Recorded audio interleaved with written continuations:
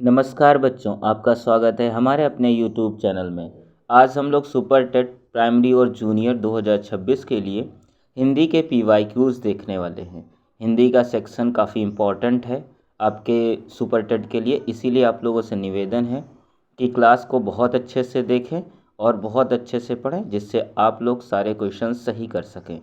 साथ ही आप लोगों से निवेदन है कि प्लीज़ चैनल को सब्सक्राइब करें, वीडियो को लाइक करें और अपना सुझाव कमेंट बॉक्स में ज़रूर दें। चलिए आज के प्रश्न हम लोग शुरू करते हैं। इस सेशन को शुरू करते हैं और देखते हैं। निर्देश है प्रश्न 1 से 9 तक दिए गए गद्यांश को ध्यानपूर्वक पढ़िए और पूछे गए प्रश्न का विकल्प चुनिए। कहा जाता है स्वस्थ शरीर में ही स्वस्थ मस्तिष्क का वास होता है और स्वस्थ शरीर के लिए वातावरण का शुद्ध होना अत्यंत आवश्यक है। जनसंख्या के बेहिसाब वृद्धि और जनता की बढ़ती मांगों की आपूर्ति के लिए, रोजगार और आवश्यक वस्तुओं की पूर्ति के लिए बढ़ता औद्योगिकीकरण दोनों ने वातावरण को सीमा से अधिक प्रभावित किया है। ऐसी अवस्था वातावरण का शुद्ध रहना स्वयं एक समस्या बन गया है। आज इसलिए प्रदूषण, चाहे वायु का हो, जल का हो अथवा ध्वनि का, एक नितांत आधुनिक समस्या के रूप में सामने है, क्योंकि जिस वातावरण में और जिस वायुमंडल में हम सांस लेते हैं वह प्रदूषित होता जा रहा है। और यह स्थिति केवल भारत की ही नहीं बल्कि अधिकांश देशों में प्रदूषण की समस्या विकट होती जा रही है। वैज्ञानिकों को तो यहाँ तक का कथन है कि बेहिसाब हो रहे इस प्रदूषण के फड़धारी सांप को यदि शीघ्र ही नहीं नियंत्रित किया गया तो आने वाले तत्वों में यह पृथ्वी मनुष्य तो क्या, किसी भी जीवधारी के रहने के लिए योग्य नहीं रह पाएगी। वनस्पतियां तक नहीं पनप पाएंगी, प्राणी के जीवन का तो प्रश्न ही नहीं उठता। इस तरह से हमने इस पैराग्राफ को बहुत अच्छे से देखा है। अब हम लोग चलिए इससे रिलेटेड क्वेश्चंस को देखते हैं। ठीक है, इससे रिलेटेड प्रश्न देखते हैं। तो प्रश्न संख्या 1 है, गद्यांश के आधार पर स्वस्थ शरीर के लिए आवश्यक है। ऑप्शन फर्स्ट है अच्छा वातावरण, ऑप्शन 2 शुद्ध वातावरण, ऑप्शन 3 शुद्ध भावनाएं, ऑप्शन 4 शुद्ध मनोभाव। तो इसका जो करेक्ट आंसर हो जाएगा आंसर नंबर 2 शुद्ध वातावरण। प्रश्न संख्या 2 देखते हैं हम लोग। वातावरण पर बुरा प्रभाव डालने वाले मुख्य कारक हैं। ऑप्शन फर्स्ट है जनता की बढ़ती मांगें तथा पूर्ति, ऑप्शन 2 जनसंख्या तथा औद्योगिकरण में वृद्धि, ऑप्शन 3 रोजगार की बढ़ती मांग तथा पूर्ति, ऑप्शन 4 जनसंख्या में सीमित किंतु औद्योगिकरण में तीव्र वृद्धि। तो आप लोग इसका आंसर सोचिए क्या होगा। तो जो इसका करेक्ट आंसर हो जाएगा आंसर नंबर 2 जनसंख्या तथा औद्योगिकरण में वृद्धि। प्रश्न नंबर 3 देखते हैं हम लोग। गद्यांश के अनुसार आधुनिक समस्या है। ऑप्शन फर्स्ट है वायुमंडल प्रदूषण, ऑप्शन 2 रोजगार में कमी, ऑप्शन 3 जनसंख्या में वृद्धि, ऑप्शन 4 ग्लोबल वार्मिंग। तो मुझे उम्मीद है कि आप लोगों ने अगर गद्यांश को ध्यान से पढ़ा है तो आपको आंसर्स पता चल गया होगा। इसका जो आंसर करेक्ट हो जाएगा आंसर नंबर फर्स्ट वायुमंडल प्रदूषण। प्रश्न संख्या 4 देखते हैं। प्रदूषण की समस्या है। प्रश्न ऑप्शन देखते हैं। ऑप्शन फर्स्ट है केवल भारत में, ऑप्शन 2 केवल एशियाई देशों में, ऑप्शन 3 संसार के अधिकतर देशों में, ऑप्शन 4 संसार के कुछ ही देशों में। तो मुझे उम्मीद है गद्यांश से आपको समझ में आ गया होगा इसका आंसर क्या होगा। तो जो इसका आंसर करेक्ट हो जाएगा आंसर नंबर 3 संसार के अधिकतर देशों में। नेक्स्ट देखते हैं प्रश्न संख्या 5। गद्यांश में बेहिसाब बढ़ते प्रदूषण की तुलना किससे की गई है। ऑप्शन फर्स्ट है फणधारी सांप से, ऑप्शन 2 गिरगिट से, ऑप्शन 3 बिच्छू से, ऑप्शन 4 अजगर से। तो आप लोगों को आंसर पता होगा गद्यांश से। इसका जो आंसर करेक्ट हो जाएगा आंसर नंबर फर्स्ट फणधारी सांप से। प्रश्न संख्या 6 देखते हैं। आने वाले दशकों में यह पृथ्वी मनुष्य तो क्या किसी भी जीवधारी के रहने योग्य नहीं रह पाएगी। वाक्य का भाव है। ऑप्शन फर्स्ट है अस्तित्व पृथ्वी से मनुष्य का अस्तित्व समाप्त हो जाएगा। ऑप्शन 2, पृथ्वी से जंतुओं का अस्तित्व समाप्त हो जाएगा। ऑप्शन 3, पृथ्वी से सभी प्रकार के जीवन का अस्तित्व समाप्त हो जाएगा। ऑप्शन 4, मनुष्य के अस्तित्व पर कोई आँच नहीं आएगी। तो इसका जो करेक्ट आंसर हो जाएगा, आंसर नंबर 3, पृथ्वी से सभी प्रकार के जीवन का अस्तित्व समाप्त हो जाएगा। अगला प्रश्न देखते हैं, प्रश्न संख्या 7। नियंत्रित शब्द में प्रत्यय है। फर्स्ट ऑप्शन है ता, सेकेंड त्रित, थर्ड यंत्रित, फोर्थ है इत। तो जो इसका करेक्ट आंसर हो जाएगा, आंसर नंबर 4, इत। नेक्स्ट क्वेश्चन देखते हैं, क्वेश्चन नंबर 8। दशक में समास का भेद बताइए। फर्स्ट ऑप्शन है द्वंद्व, 2 तत्पुरुष, 3 ऑप्शन है द्विगु, फोर्थ ऑप्शन है बहुव्रीहि। इसका जो करेक्ट आंसर हो जाएगा, आंसर नंबर 3, द्विगु समास। नेक्स्ट प्रश्न देखते हैं, प्रश्न नंबर 9। समूह से भिन्न शब्द है। आधुनिक, ऑप्शन 2 आवश्यक, ऑप्शन 3 स्वस्थ, ऑप्शन 4 स्वास्थ्य। तो इसका जो करेक्ट आंसर हो जाएगा, आंसर नंबर 4 स्वास्थ्य। नेक्स्ट देखते हैं निर्देश। प्रश्न 10 से 15 निम्नलिखित पद्यांश को पढ़कर पूछे गए प्रश्नों के सबसे उपयुक्त उत्तर वाले विकल्प चुनिए। ठीक है, चलिए अब हम लोग पद्यांश पढ़ते हैं। रक्तपात पर अड़ा नहीं यह दया दंड में जड़ा हुआ, खड़ा नहीं पशु बल के ऊपर आत्मशक्ति से बड़ा हुआ, इसको छोड़ कहाँ वह सच्ची विजय वीरता ठहरे, भारत का झंडा फहरे। ठीक है, तो ये पद्यांश बहुत ही सुंदर है। इससे रिलेटेड हम लोग प्रश्न देखते हैं, प्रश्न 10 से 15 के बीच में होंगे। नेक्स्ट प्रश्न देखते हैं, प्रश्न नंबर 10। कविता में किसकी कामना की गई है? ऑप्शन फर्स्ट वीरता के गान की, ऑप्शन 2 भारत के झंडे को फहराने की, ऑप्शन 3 आत्मशक्ति के गुणगान की, ऑप्शन 4 दया दंड के गुणगान की। तो जो इसका करेक्ट आंसर हो जाएगा, आंसर नंबर 2 भारत के झंडे को फहराने की। नेक्स्ट प्रश्न देखते हैं, प्रश्न नंबर 11। भारत के झंडे को फहराने से तात्पर्य है। इसके ऑप्शंस देख लेते हैं। फर्स्ट ऑप्शन है विजय गाथा, ऑप्शन 2 गणतंत्र दिवस, ऑप्शन 3 कीर्तिगान, ऑप्शन 4 स्वतंत्रता। तो जो इसका सही आंसर हो जाएगा, आंसर नंबर 4 स्वतंत्रता। नेक्स्ट प्रश्न देखते हैं, प्रश्न नंबर 12। भारतीयों को स्वतंत्रता प्राप्ति के लिए किस मार्ग को अपनाने के लिए प्रेरित किया गया है? ऑप्शन फर्स्ट है युद्ध, ऑप्शन 2 अहिंसा, ऑप्शन 3 शक्ति प्रदर्शन, ऑप्शन 4 आत्मसमर्पण। तो इसका लगभग सभी को आंसर पता होगा। आंसर जो हो जाएगा, आंसर नंबर 2 अहिंसा। अगला प्रश्न देखते हैं, प्रश्न नंबर 13। दया दंड के माध्यम से किसी और संकेत किया गया है। ऑप्शन फर्स्ट कठोर दंड, ऑप्शन 2 विवेकपूर्ण न्याय, ऑप्शन 3 दया भाव, ऑप्शन 4 अन्याय। तो जो इसका करेक्ट आंसर हो जाएगा, आंसर नंबर 2 विवेकपूर्ण न्याय।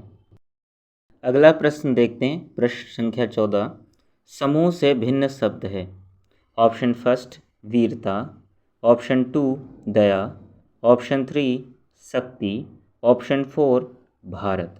तो मुझे उम्मीद है कि लगभग सभी को आंसर्स पता होगा। तो इसका सही आंसर हो जाएगा, आंसर नंबर 4 भारत। अगले निर्देश देखते हैं। प्रश्न नंबर 16 से 30 तक दिए गए प्रश्नों के उत्तर देने के लिए सबसे उपयुक्त विकल्प चुनिए। चलिए ठीक है, प्रश्न देखते हैं।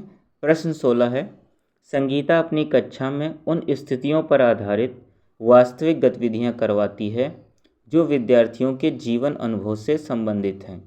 वह किस शिक्षण विधि का अनुसरण कर रही है? ऑप्शन देखते हैं। फर्स्ट ऑप्शन है श्रव्य भाषिक विधि, ऑप्शन 2 व्याकरण अनुवाद विधि, ऑप्शन 3 संप्रेषण भाषा विधि, ऑप्शन 4 संरचनात्मक मौखिक शिक्षण। तो जो इसका करेक्ट आंसर हो जाएगा, आंसर नंबर 3 संप्रेषण भाषा विधि। अगला प्रश्न देखते हैं, प्रश्न संख्या 17। प्रत्यक्ष विधि के संबंध में कौन सही है? ऑप्शंस देखते हैं। फर्स्ट ऑप्शन है प्रत्यक्ष विधि का उद्देश्य विद्यार्थियों को देने की स्थितियों में भाषा प्रयोग में मदद करना नहीं है। ऑप्शन 2, प्रत्यक्ष विधि का उद्देश्य विद्यार्थियों को केवल कक्षा में भाषा प्रयोग के लिए मदद देना है।